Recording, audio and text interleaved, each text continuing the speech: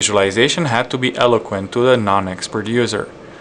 The simulation was placed into context by modeling and importing the buildings of the WTC Plaza, shown here in color, into a Google Earth model of Lower Manhattan. A finite element analysis simulation of the impact between the Boeing 767 and the top 20 floors of the North Tower was computed using a state-of-the-art simulation code. Then, the simulation results were imported into a state-of-the-art animation system where the visualization was produced. The simulation tracked the impact over 3/4 of a second real time. This sequence is 13 times slower than real time. All the animated geometry seen here was created automatically from the simulation output data.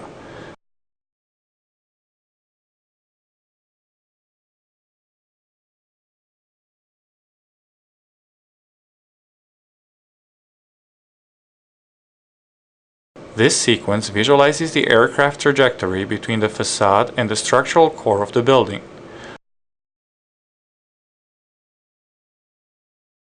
Notice the oscillation of the ceiling during the impact. This reverse angle shot visualizes the important damage sustained by some of the core columns. Using a camera with a distant hither plane, this sequence simultaneously visualizes the two floors that sustain most direct impact damage.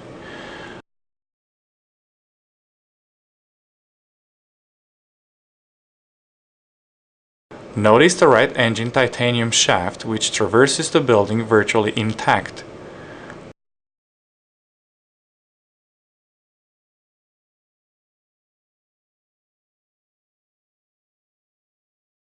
Plane debris re-emerges on the opposite face of the building.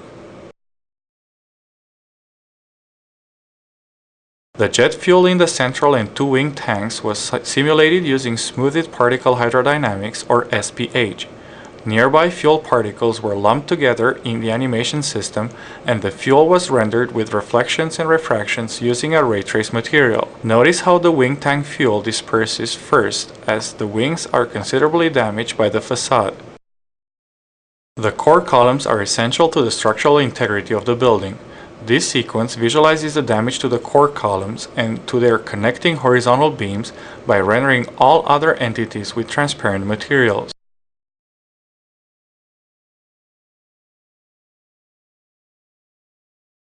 Here are the core columns exclusively. These sequences also turn out to provide a good visualization of the overall deformation of the aircraft as it enters the building.